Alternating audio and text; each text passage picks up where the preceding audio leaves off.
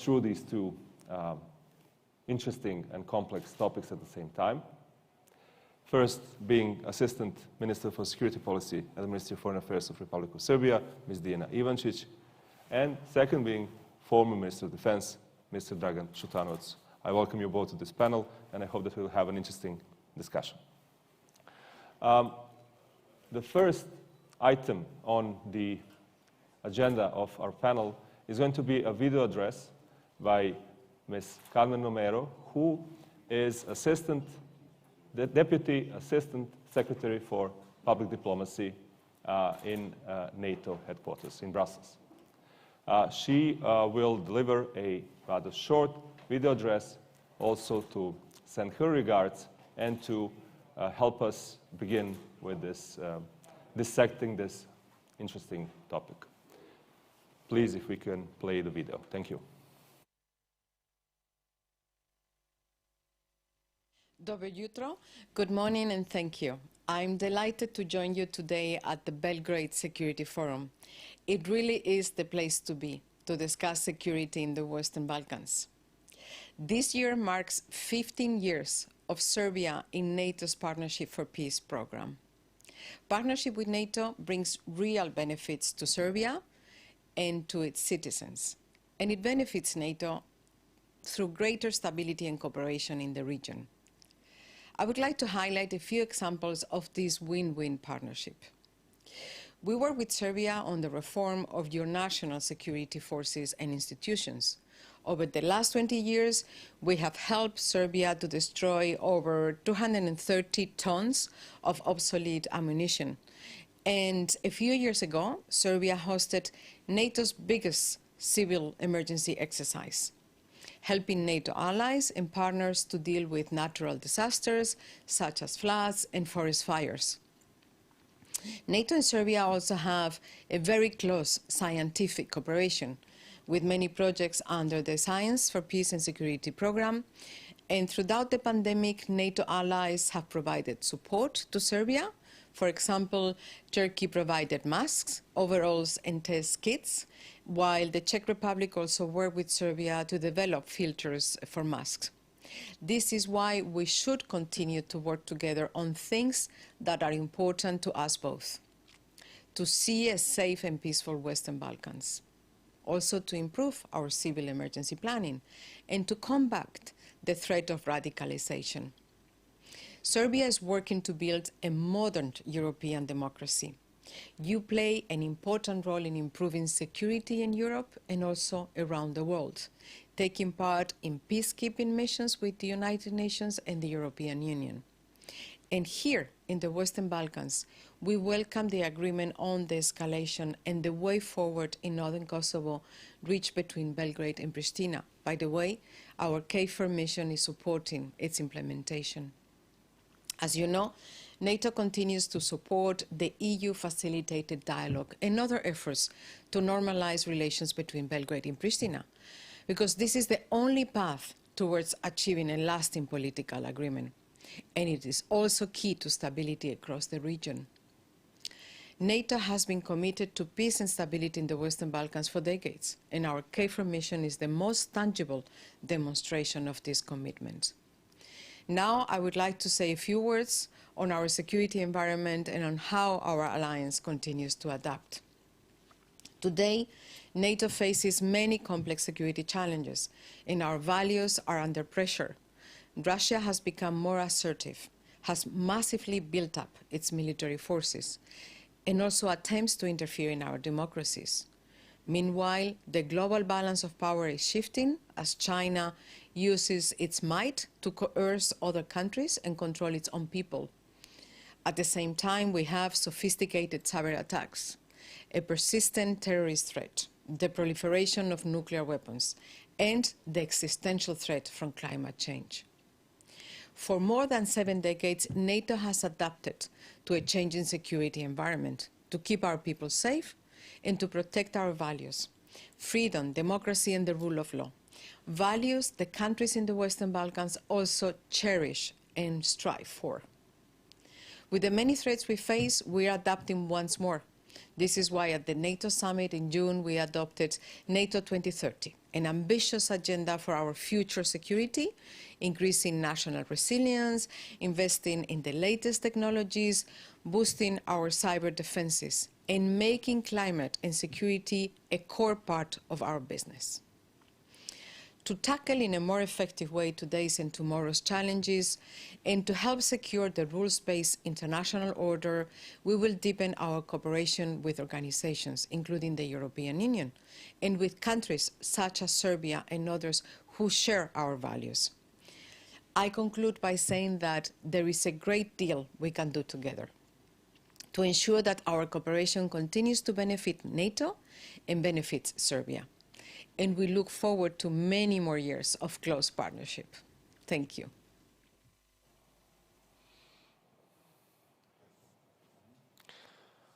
Thank you, Ms. Romero. Not present physically, but still.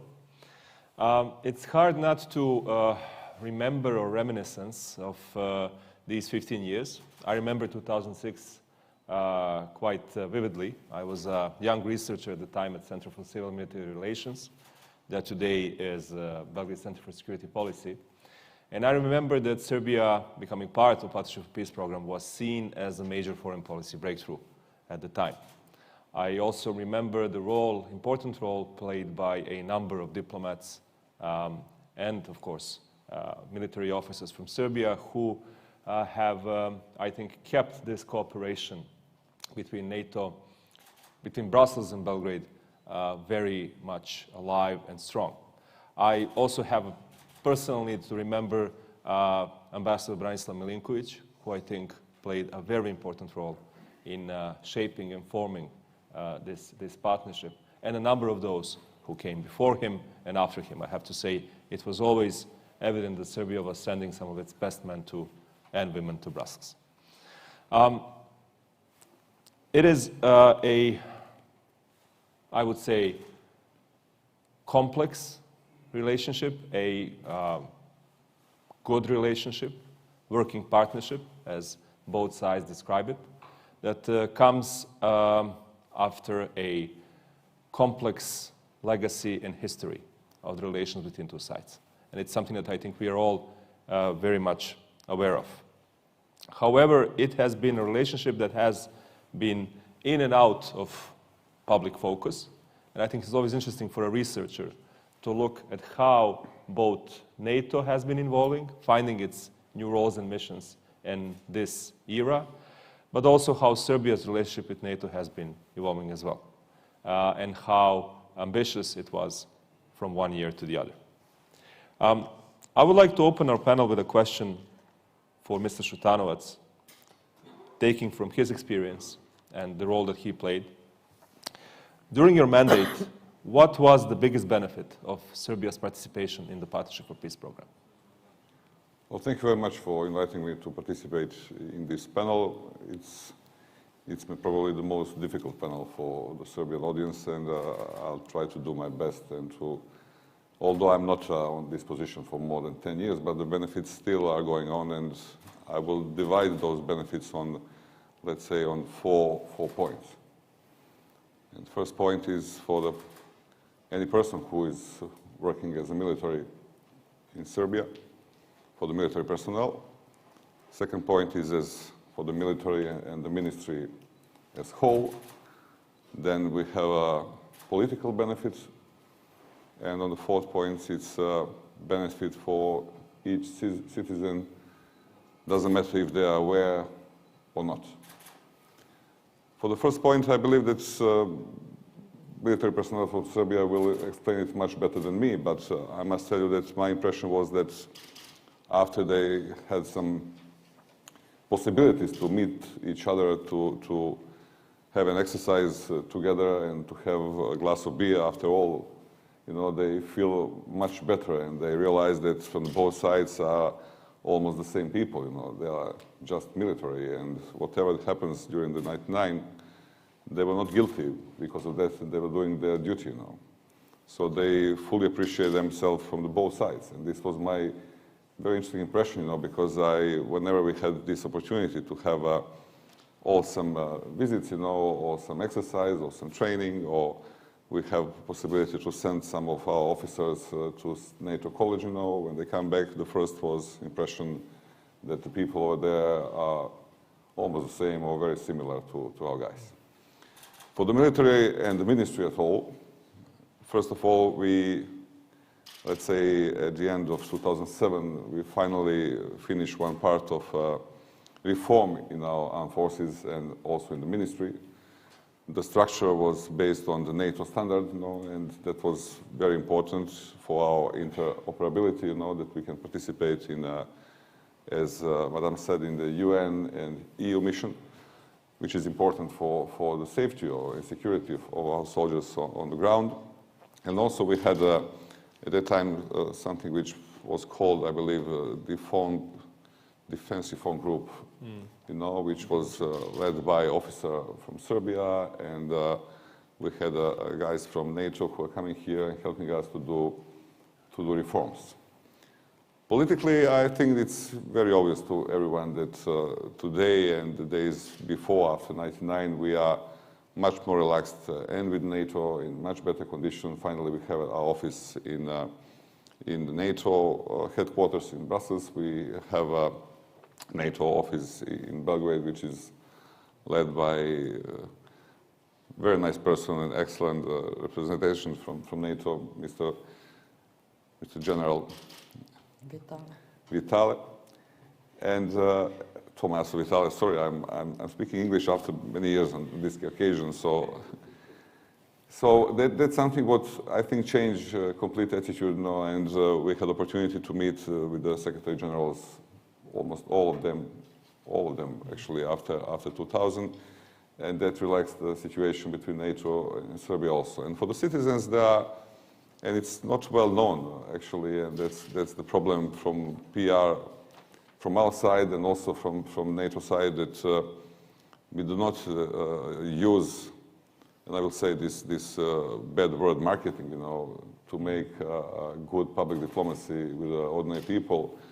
What particularly NATO did as whole in Serbia, and also what, after all, the NATO member states did in Serbia to improve from education to safety of the country and of the citizens. And this is something what I think that actually we need to invest much more energy and to do it, because as Madam from NATO said, that we are under the hybrid or cyber attacks, but hybrid attacks, the visibility of such a good things which NATO is doing, not just in Serbia, but in some other countries, it's much less than the visibility of something else, which is very hard and tough in the region, especially in the last few weeks, which comes from east, and it's very visible for the people who are involved that something is happening, let's say, behind the scene, which is, let's say, moving towards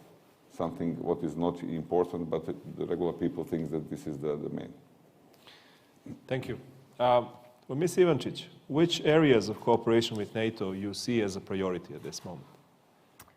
Well, Marco, thank you. First of all, thank you for inviting me to participate in this panel dedicated to 15 years of Serbia participation in PFP. I would like to say, first of all, when we look back to those 15 years, we made great progress from the presentation document. First of all, when Serbia was invited to join PFP at Riga summit in November 2006, together with Bosnia and Herzegovina and Montenegro. And after that, in December, Serbia became formally state participating in PFP. We have done a lot of good things.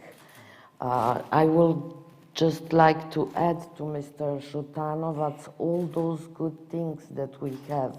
First of all, presentation document in 2007. Safety Agreement 2008. We opened the mission of Serbia to NATO HQ, to NATO in Brussels in 2009.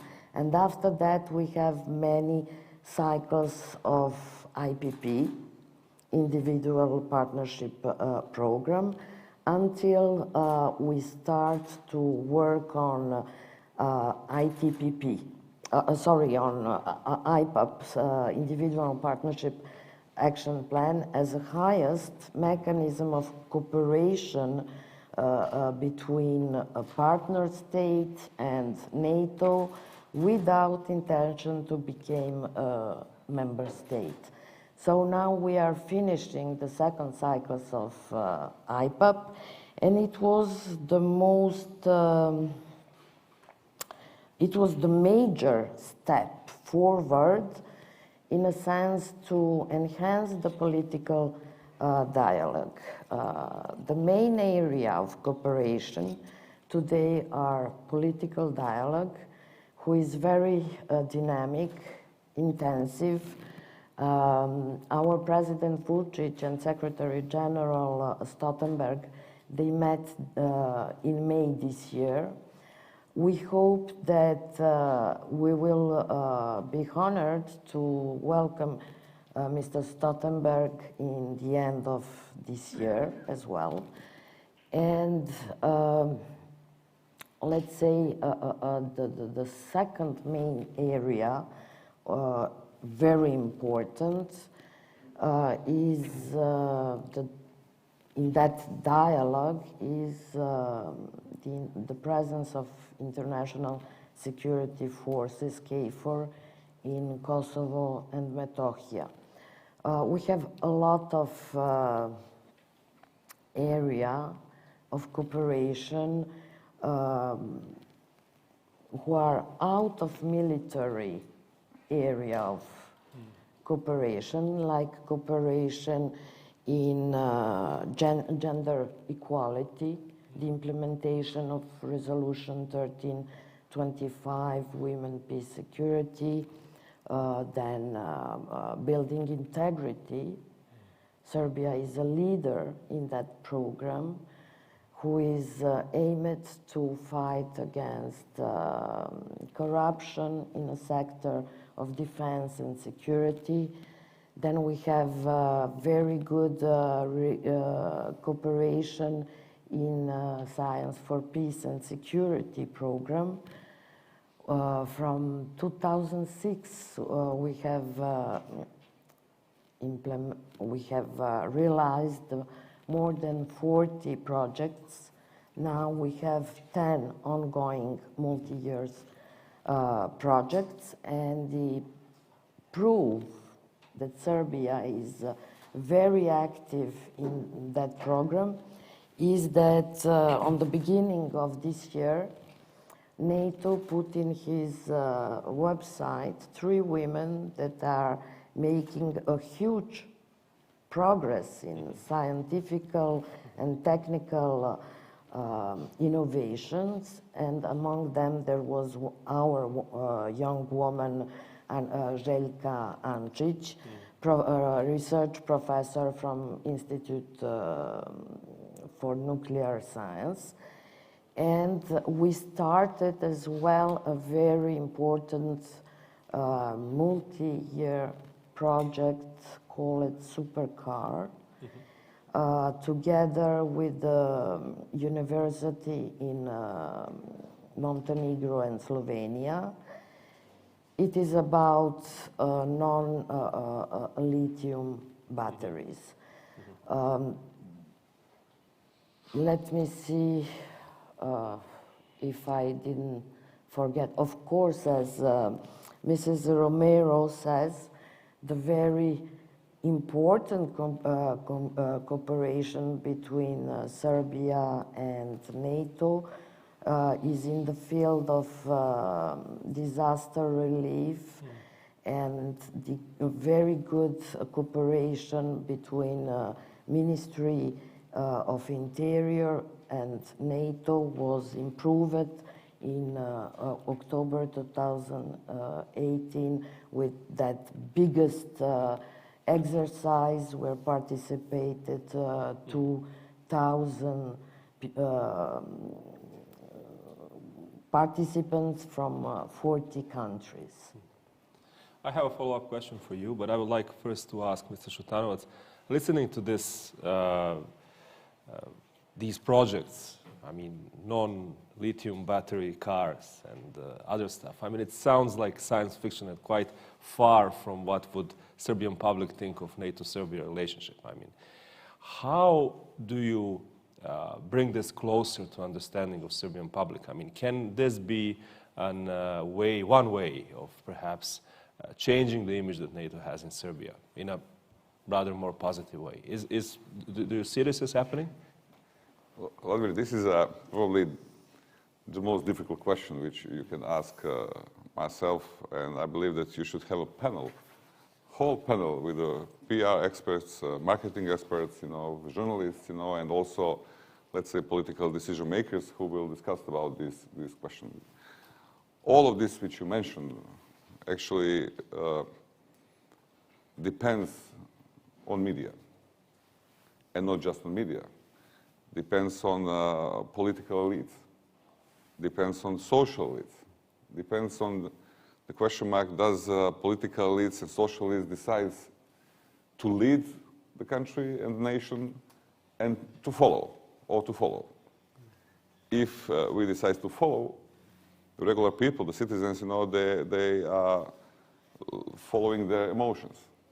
And usually, the people do not recognize what is the interest, And this is something what is in Serbia very common.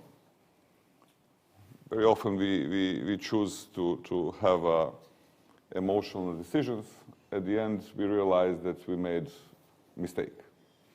Although right now, when you say NATO, I think that most of the population in Serbia doesn't realize that Greece is in NATO. They said the Americans are NATO and Brits and maybe Germans, French, other countries. They don't see them in NATO, which is I won't say bad, but which it means that we can use those countries to make some promotions and to make a positive PR, on these relations.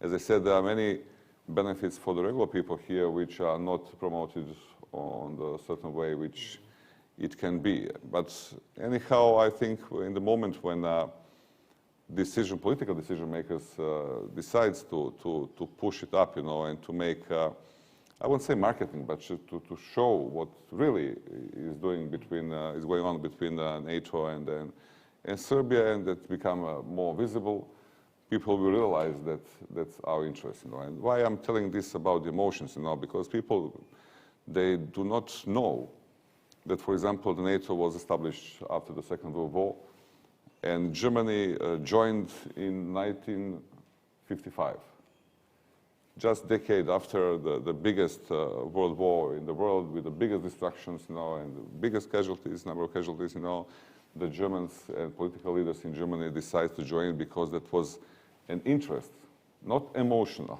interest, the real interest for Germany. I think that we have to say publicly in Serbia also. And many of the people here, they are thinking about the past, and the main theme is the past, but the present time, it's less important, and the future, almost nobody speaks about the future. And Serbia, as a country which is, I said it, let's say 15 years ago, that we're going to be surrendered in positive way by NATO. And also when we mentioned that we were asked to join in, actually it was Serbia and Montenegro, not just Serbia, that was one country at a time. In the meantime, we have on almost all our borders, or we can say in all our borders, even that Bosnia is not in NATO and Kosovo is not in NATO, but they have a NATO presence over there. We have to see what our neighbors are doing, And what I'm pretty sure that in many member states, you'll find that many people are not in favor of NATO.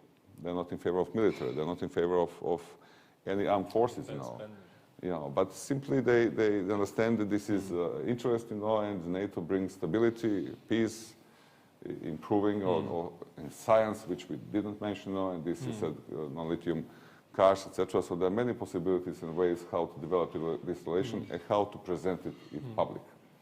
If you take a look how many exercises we had with NATO as whole, as organization, and how many we had it with countries which are NATO members, you're going to see that this is at least 5 times, 6 times more than with the Moscow, for example.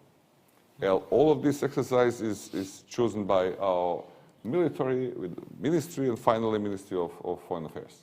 So it has a benefit, you know, but if you take some newspapers, you won't find any story about it, you know. You can find it on the website of NATO, or you can find it on the website of ministry, but it's not published in the public, you know. And when you have some exercise in, for example, Belarus, which doesn't bring interoperability to our military, doesn't build up capacity which we need for the peacekeeping operation, the front pages are full about this exercise, which is more, let's say, political message than really interest of these 4 points which I mentioned. So this is really, for me, was very often a big question mark why we can not make this presentation, let's say, on the proper way.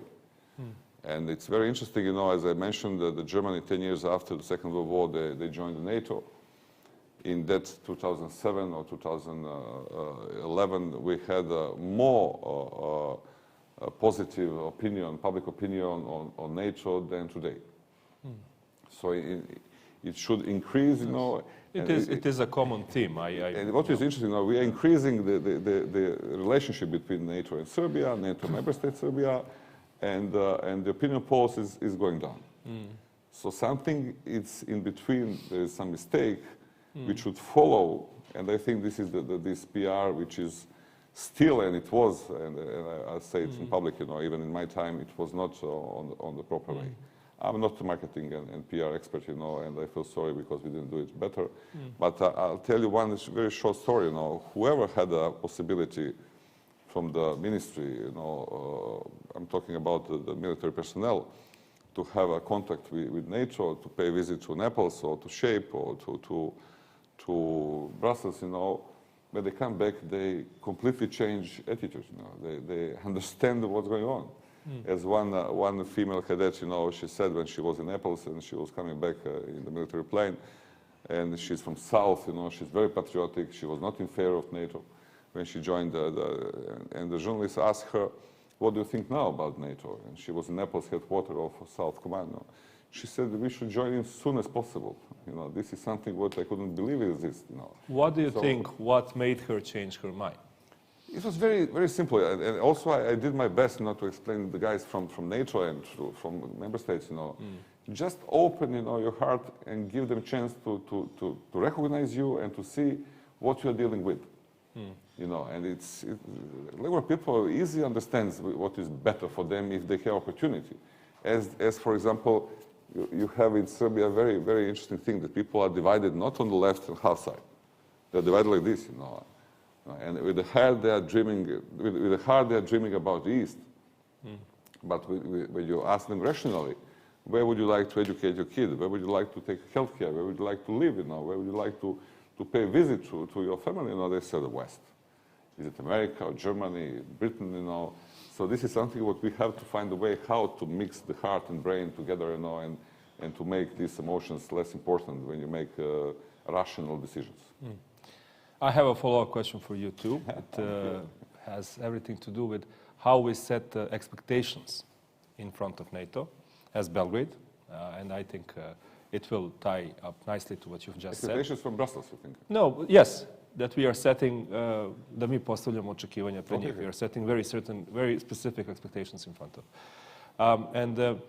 Now listening back to, I would say, the world or realm of real politics, or you know, from expectations and ideas and visions, who actually sets the needs in this conversation between Belgrade and Brussels?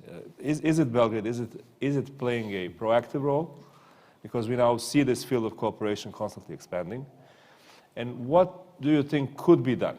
I mean, this is, again, a kind of a follow-up to make this new cooperation in these new fields more visible. Because I know from experience a lot has been done in order to bring more media attention.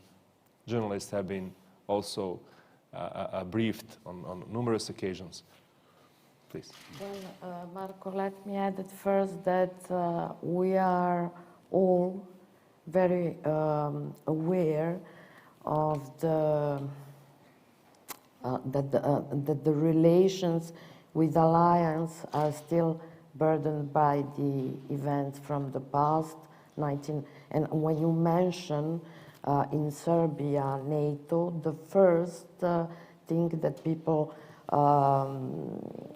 think it's 1999 and bombing. It is not easy to change the image overnight. We have to go step by step. And the very important thing, that's my opinion, regarding the image and presentation of NATO is NATO action, NATO-led mission KFOR and their action in Kosovo and Metohija.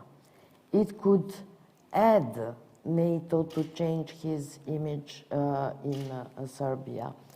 The second thing, you know very well that our position is military neutrality, and the PFP, Program for Peace and PFP, Partnership Program for Peace, is the best framework to work together. He's based on flexibility, and each participating state is free to set the level of cooperation, the timetable, and we do that together with NATO. That's actually is IPAP as well. We defined our interests, goals, and NATO help us to do that. NATO started the reform of partnership with all countries, and it is based on one partner, one plan. Serbia is finishing the second cycles of IPAP this year, and we are ready to start the consultations with the NATO regarding the new mechanism, ITPP, individually tailored partnership program, which will include all mechanisms, IPAP, PARP, and so on. So I think that at the end of this year, we will start the consultations with NATO. So nobody is the big boss.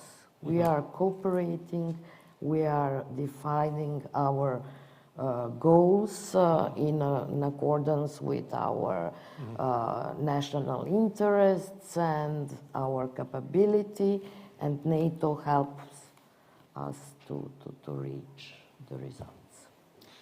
Thank you. Mr. Šutanovac, back to expectations. When I had an opportunity to make some decisions, about this, what Madam Ivančić was saying, I always was looking forward to the interest of Serbia.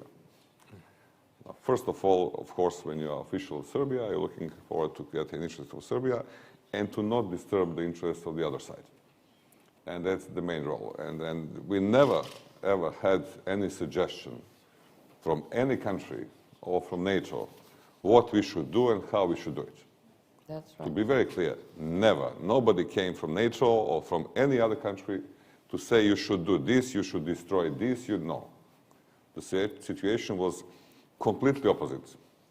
We asked them to help us to do it, to show us how to do it, to present us somewhere, to to make some donations for something, you know, and to have a common exercise because that's in our interest, you know. Because sometimes, you know, we see some articles that we are very important, you know, and we are so much important that when you take the globe and take a look where is Serbia and find Serbia and see how big it is, you know, that much we are important for the NATO and for the global situation. We are important for the region and for ourselves. So I think that all our political decision makers, you know, should defend and improve, first of all, interests of their own country, you know, and of course with NATO, and not just NATO, for the other different world organizations, you know, you should see to not damage them. So right now, as I know, we participate in 5 UN missions. Very good participation. Whenever we see a report from the UN, they say that this is improving and this is a mutual benefit. Also, we have a free, if I'm not wrong, free EU missions, you know, which we established 10 years ago. Although we are not EU members, as I know, we have a participation in the EU missions much bigger than many EU countries. Yeah. Many or most countries. Per capita among the per capita, greatest. yeah. So but it shows we are that first in the region. in the region, of course. so we don't. So we are doing our best, and I hope that in some future relationship, you know, that Serbia will find a way to participate in also NATO operation, you know? Or maybe some operations which I expect to have, you know, with some NATO member states, you know. And this is something what it's very important to explain to people. This is the interest of the Serbian military, you know. This is like exercise in real. It's a tough job, you know. The military guys, you know, when they decide to join the military, they know that they didn't decide to work in the library, you know. But anyhow, as much as you have in rotations, in shifts, soldiers, all of them, when they come back, they are better trained, they are well educated, you know, they understand interoperability, etc. And this is a huge benefit for our military and for our safety security. Yes, and hopefully civilians will follow suit as well, because as we know, there was a law that... she's an expert on that. I don't know how many civilians right now. Yes, actually, the whole process is close we have also from civilians, we have from police also, you know, yes. This is something what is an interest. But I'm telling this because sometimes they said, what is our interest, you know, to participate in the EU mission? It shows that, first of all, that we are a reliable partner, you know, that we understand the situation where we are living, that we are not importing safety and security anymore, that we are exporting, you know. And also it's important for each military personnel who's on the field to see how it works, and who knows when he can use this, you know. This is his job. This is the first mission, to defend country and to train him, you know. Yes, we are responsible, predictable, and reliable partner. Maybe it's news, but maybe not. The Ministry of Foreign Affairs is working on a new law concerning the participation of civilians in international missions and operations, and we hope that the procedure will be done until this year. Regarding the situation in the region, for Serbia, peace and stability in the region is one of the priority, and it is a condition for progress of each country. If we see that 7 out of 8 Serbia's neighbors are NATO member states, it's obvious that Serbia needs to cooperate with NATO. And among all those things that we said today, I would like to emphasize the solidarity. The solidarity is very important as well. Serbia shows that solidarity in many occasions. Recently, maybe 2 days ago, we sent a medical equipment and help to Romania, NATO member state. We have done that to North Macedonia, to Montenegro, even to Italy last year at the beginning of the pandemic. So that cooperation... Albania, Greece also. Yeah. Firefighting in Albania after the earthquake. I mentioned just several. Yes, almost in every so country. the solidarity and the cooperation is very important, and of course the future engagement of NATO in Kosovo and Metohija. Serbia hopes that NATO-led mission KFOR will stay as long as possible in Kosovo and Metohija. And will work and work on his neutral mandate given by Resolution 1244 by Security Council of UN, and because they are the only guarantee of the implementation, guarantor of the safety of Serbs, their property, their cultural, historical heritage. They are guarantor of the implementation of Brussels agreement, and they are the only legal military formation in the province. That's what are we expected. In Belgrade's Yes. view. Which brings me to probably the last question, but we'll see whether something else pops up. I mean, here's the thing. So KFOR is of paramount importance for Belgrade. I mean, this is clear from many statements. And that is probably the most concrete expectation that Belgrade is setting in front of NATO more or less all the time. We have seen these recent flare-ups, incidents, however we want to call them, in the north of Kosovo. And again, we have seen how Belgrade is urging NATO to also be there to respond if necessary, et cetera, et cetera. And this is the question for you, Mr. Šutanovac. I mean, is it, and how, of course, NATO's role in security of the region is important. But how do you see this role evolving? I mean, can you imagine, and I think I can ask you, that you can answer this question with more liberty. How do you see this relationship actually between Belgrade and Brussels evolving in the near future? It's difficult to predict, I know. There are many unknowns and uncertainties. But it's also a question that has been, I think, puzzling researchers for a long time. Please. Something what you mentioned, this is KFOR. This is for us very sensitive role, you know, and when he speaks about the last happenings which happened last month, you know, we should know that in 2004, when we had Exodus, you know, and when many people died, you know, that if we didn't have a KFOR over there, nobody knows what could happen, you know, and it's very interesting that people here don't know, they don't want to realize, or the media doesn't press it, know that more Albanians died that time than Serbs. And they died, you know, because they were attacking Serbs and NATO was defending. KFOR was defending. So it's interesting also that political elites here, when they were in the opposition, they were against KFOR.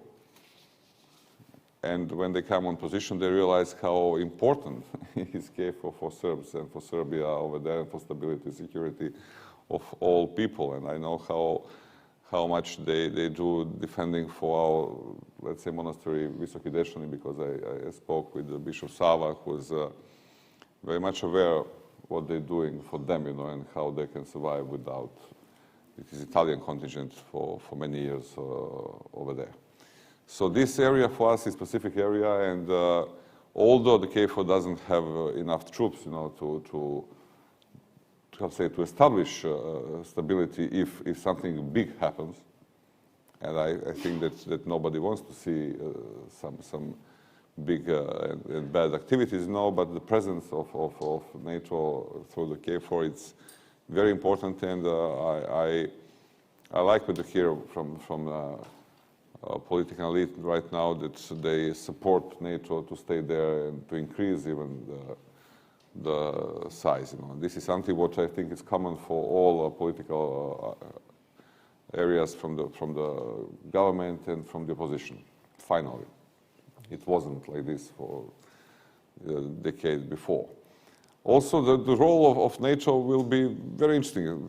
I'm not, as we are not members of NATO, I cannot speak about, or I can speak actually, but I cannot give suggestions, but I think that NATO should have also reforms, you know, and I feel that sometimes they have such a big bureaucracy, you know, that if you want to do something in a short period and it's not connected with the military, it's connected with the bureaucracy, you know, you need more time than it should, you know. And I think for the Serbia and for the region and for these new challenges, you know, it's very important to develop cyber defense, you know, and I think the NATO should provide us a lot of tools and to educate us and train us how to do it, because this modern warfare won't be anymore on the conventional battlefield, you know. I think it will be somewhere invisible and can make the damages almost the same. Maybe people won't die, you know, but will be destructions very big.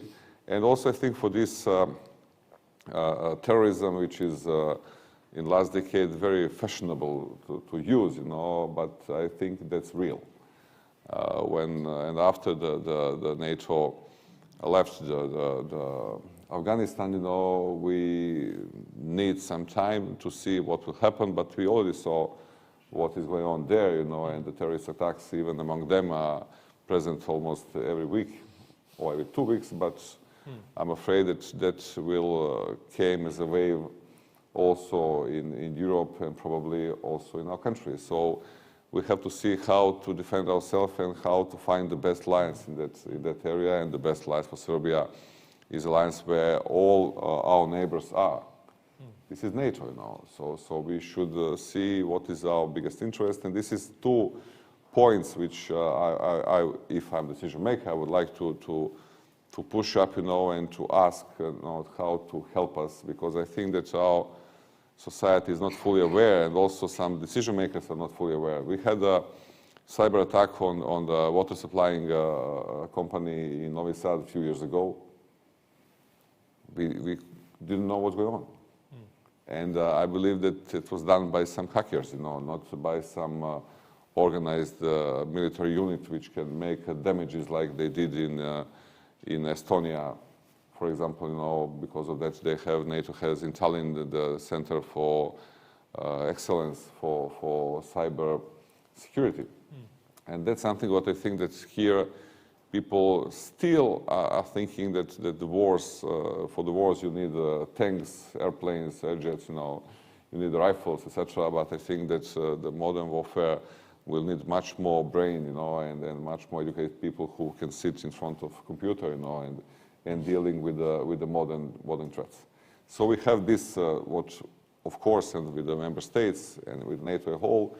But I'm telling you that maybe someone in NATO won't be so happy to hear it, you know. But I think that they need to make some changes in a way that I understand that the military always has some procedures. But sometimes, you know, when you need a fast decision, you know, if you are following the procedures, and I believe that everybody who are involved with NATO bureaucracy, they realize that sometimes they need to wait for something what they think it's ordinary, it's common, you know, that someone has to make a decision. That's something what I think it should be changed over there.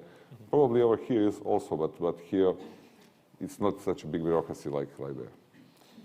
Yes, but there is a thing that, I mean, I'm kind of concerned with, because when we talk about, I don't know, cybersecurity, there's always the question of who is going to lead the way, which actor, which framework. I mean, who is going to lead what? To lead the way, to lead the effort in terms of, you know, policy making and proposing measures. And that's something at times it can be confusing. If I'm on position to lead it here, I would ask, you know, and this is something what I'm an engineer, you know, but I don't have knowledge in that area. But anyhow, I think that this is something what we should develop much more.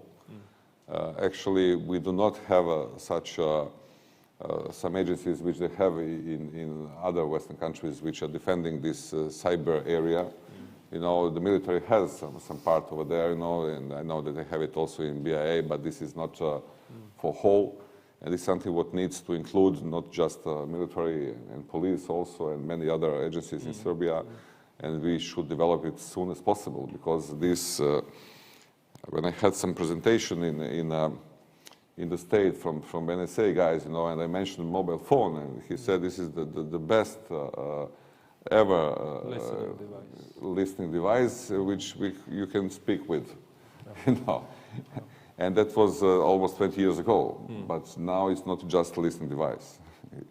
And it's very funny when the people who don't want to take a vaccine, you know, because they're going to be followed by chip, you know, and they are wearing 1 or 2 phones with them all the day, you know, which that's what nobody explained them. So this is the main threats for what I see, you know. I'm not, of course, in position to read all reports, you know, but sometimes you have experiences, you mentioned, and you can see what are the troubles for the future for us and for the whole region. And also I would like to see a better relationship with all countries in the region. I'm afraid that with few countries we are in very good settle, but with some countries we should bring it back on the better way, you know, and you cannot feel, how say it, good if you are not in well condition with your neighbors, you know. So this is, okay, we have excellent relationship with Japan, you know, but that doesn't change anything in Serbia, but we should do it, you know, with our neighbors, especially. Also, they are NATO member states, and it's very interesting that also Bosnia is moving towards a map. I'm not sure when they're going to make a decision, but I remember in 2007 I had a common press conference with Mr. Dodik, who said on that press conference in public that Republika Srpska is fully dedicated to the Euro-Atlantic integrations. And I asked him, NATO? He said, yes, why not NATO? We would like to join a NATO member. And because of these procedures, I told you, and decision makings, they didn't develop this kind of relationship, and now we are seeing that they're seeking for some other results. Thank you. Care to reflect? Yes, thank you, Marco. I will like to refer on 3 points. First of all, KFOR. We cannot forget that NATO gave some guarantees that Kosovo, Albanian security forces will not enter to the north Kosovo and Metohija with the weapons with long barrels, and that we have several examples that they have done that in the past. Our president said, what are the Serbia's red line? Exactly that Mr. Šutanovac mentioned, that 2004 will never happen again. And we see that those unilateral acts, irresponsible moves from Pristina are very dangerous for the stability of the region. The second thing that I would like to emphasize that, as I said, the regional cooperation, peace and stability and regional cooperation is one of the priority of the Republic of Serbia.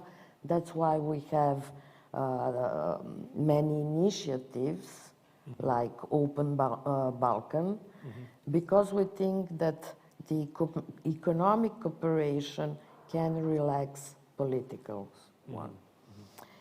And regarding cybersecurity, maybe it's not one of the topic issue in Serbia, but we have some good agency working and dealing with the issue. We have our national CERT, and there are MOD, military Ministry of Defense, have one as well. So we are cooperating mostly with EU on that issue. These matters, So we are not a black hole concerning cybersecurity. No one's saying that.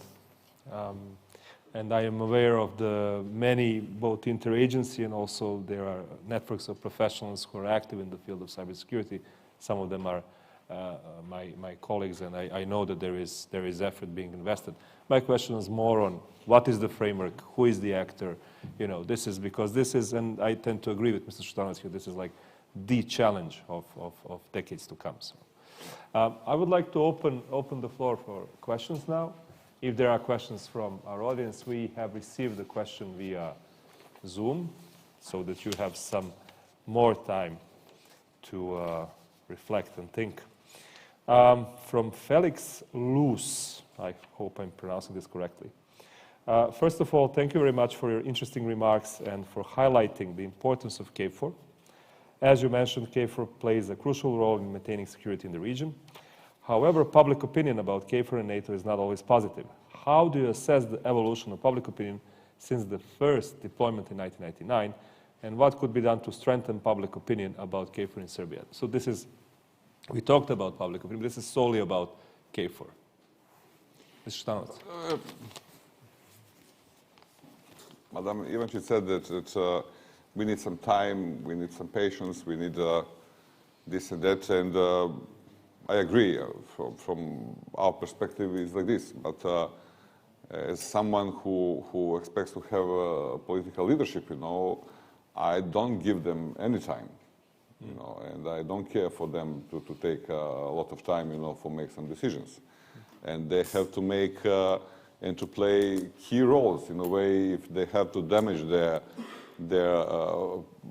positive opinion in a way to establish something which is good for the nation, for the people, for the state, you know, I don't care about it. They have to do it, you know, and this is the same like when you go to medical doctor, you can choose to drink pills for 1 month or to take 5 days injections, you know. And I remember Mr. Zoran Đinđić said to us, you know, I was almost a political kid at that time, you know, he said, you always choose injections, you know. 5 days and finish, not 1 month taking pills, you know, and destroying stomach at the end, you know. So I think 22 years after the airstrikes, you know, and this warfare, it's enough time to say to people it's time to move forward. Especially you don't, I'm not sure, but I think that you cannot find Serbian citizen who doesn't have any friend, best man, relationship, distance relation, family who's not in the NATO, living in the NATO countries, you know, but NATO. You know, so all of them, they are on Skype with them. They're enjoying when they come here, you know. But when you ask them, let's join together, you know, let's be in the same area, you know. No, we had 99. Yes, we had 99, and Germans had a war with the world, you know. And 10 years after, they said this is our interest, you know. So I expect that. But to be clear, we are here in the middle of two hammers, you know. And actually the interest that Serbia doesn't move forward, you know, the interest that Serbia should be like a small stone in the shoe of EU, to not be a stability country as can be disturbing country. You know. These are different interests, you know, and sometimes we do not see that we are playing the role which is not in our interest, you know. And that happens, you know. That is something what especially when you have these new possibilities that you can spread the lies, fake news, etc., via certain social media and websites, you don't know at the end what you are dealing with, you know.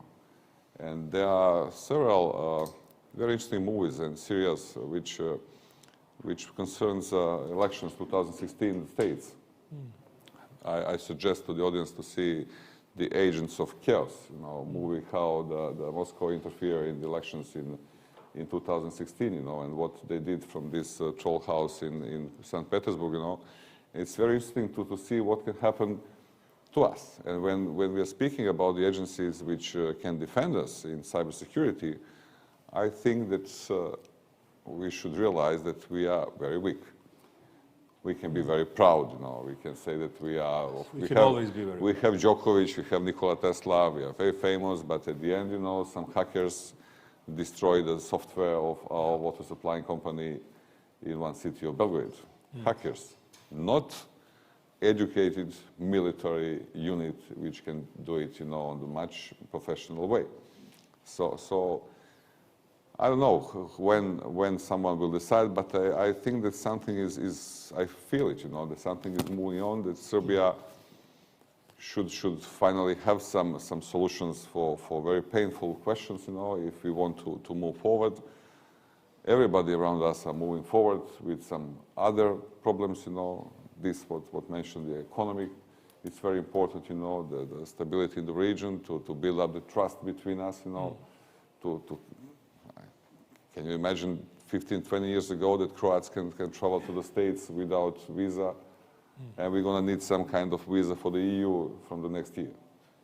And we are still very proud of what? They said it's not a visa. For someone will be very difficult to get it, so it's going to be a visa. Who's going to stay more than 3 months in the EU cannot get it, even with the €7 he has to pay. So it will be very, very painful for someone, even with this green COVID passport, will be heavy to travel. So we need to make some decisions in a way. If it's difficult for the political elites, we don't care. Nobody cares, never cares about them, and we shouldn't. And myself also when I was there, but we should see the decisions which they're going to make for the new generations, And but you are optimistic that we will see the eventual resolution of these most pressing, most difficult issues? I have some positive feeling on that. Maybe majority will not agree with me, but we're going to see it. I expect that in the future our military will play much bigger role, even than now. I expect that decision makers realize that this is, let's say, a big capacity for international relations and for Serbian foreign policy. We have, I believe, very good military, especially soldiers, NCOs, and officers. We should, we should use this capacity in a way to make better circumstances for Serbia at whole. And I'm someone who, I'll say this publicly, I don't have a problem with this, someone who was in favor of sending our mission to ISAF.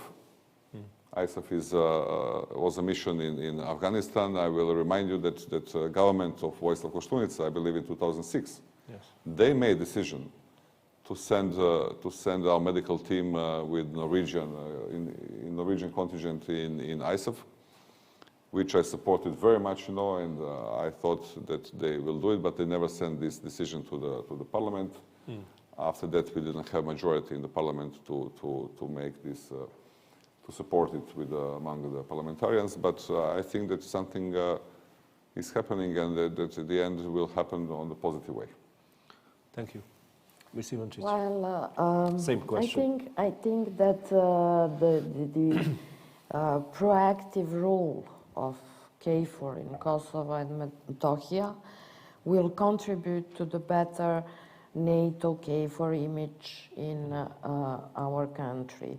Regarding the peace and stability and regional cooperation, I must say that all those moves, acts of Mr. Kurti, they don't give me the reason to be very optimistic, especially in regards of the results of the local elections. I'm not very optimistic. And especially when you say operation on something, fight against organized crime, smuggling, and so on. The word operations means several actions. So I am not very optimistic, and I think that, like everything in life, for tango you need two persons. Serbia have a political will. Serbia is advocated the dialogue in Brussels. We are always ready to continue the dialogue, but all the moves of Pristina seems to me that they are not interested in a dialogue and that they wish to erase 10 years of dialogue. That's my opinion. We will have a panel on the dialogue tomorrow, one of the last panels, final panels in our program, and I'm also May I add something looking forward. on this topic, Please. although it's not a topic of our panel, you know, I think that for everyone, and not just in Serbia, for everyone from Brussels and even from Washington, they have to realize that they won't find the politicians in Serbia who will sign some agreement which is not fulfilled from both sides and who will sign something more. You know, and I see that sometimes people even here, they are in favor of Kurti, you know, because Kurti is against our political leadership, you know. But I feel sorry for them because simply the Kurti is right now a troublemaker, you know. He has to fulfill his obligation from the Brussels Agreement, and the guarantee for this is in Brussels. Also, it's the same with the Washington Agreement, you know. And are they happy or not? I must tell you, I don't care, because they did it. They signed it, you know. Is it good for them or good for us? The deal is done, and it should be fulfilled. So far, you know, we as Serbs were recognized as the troublemakers in the region, you know, and that's something what is the message which goes on from here for many years. But I think that now that people who make decisions, you know, they see, maybe for the first time, that they are dealing with some politicians from Kosovo which do not pay attention on something what they've been guaranteed that will be established after the signing. You know. So right now the ball is in the garden of Kosovars, you know, and in Kurti, and in Brussels, and in Washington. So something what I would like to see, this is the final solution for Kosovo, and to sign this final agreement, you know, which, as I told you, I would like to see, no matter how many people will support it or not, because I think that this is something for the future, not just of Kosovo, this is something for the future of our nation and our kids, you know. I'll tell you, now, if I'm in the position, I wouldn't move any further, you know, before they fulfill obligations from the past. Of course, and that's that someone hard. will say this is in favor of government or president. I don't care for the government of the president. I care for the Serbia. I care for our, you know, situation, and also I care what we signed. We have to fulfill. What they signed, they have to fulfill. And this is something what should happen, you know. And is Kurti supported or not? I don't care, you know, because we see that he has some support which doesn't come from KFOR. Doesn't come from KFOR, but maybe from some NATO member state, which is not in EU, which is not in over the seas, you know. Yes. I won't say which one is, but anyhow, you know, they are seeking, you know, and we have to see the solution.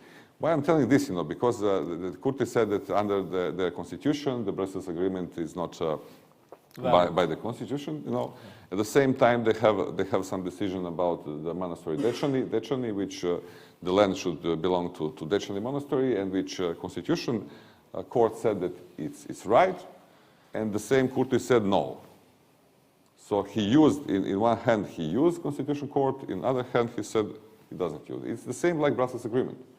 Right now, he said that we signed a deal about the plates. The deal is based on Brussels Agreement. When you ask him about Brussels Agreement, he doesn't pay respect for Brussels Agreement. But when it came to the plates, he paid respect on Brussels Agreement because we signed it based on Brussels Agreement. 5 years ago. It doesn't matter how many years ago, but the base was Brussels Agreement. So they have to find a way how to explain him that when you sign something in political arena, you know, worldwide, you have to fulfill it. As much as this topic is also close to my heart because I'm following developments in Kosovo closely as a researcher, we do have a panel tomorrow that's dedicated exclusively to this topic, and I'm inviting both of you to, if not physically present, at least, you know, watch it online. We have a very interesting lineup of speakers. Unfortunately, no chief negotiators or decision makers, but hopefully that will change sometime in the future, which says a lot about the state the dialogue is in, also. If we don't have any questions from our audience, I would like to thank the two of our panelists and also to NATO and NATO Public Diplomacy Division and Ms. Carmen Romero, who addressed us at the beginning, and to hope that we will keep this story of NATO-Serbia relations alive for many more Belgrade Security Forums to come. Thank you, and thank you very much. We meet again in half an hour. Thank you. Thank you very much.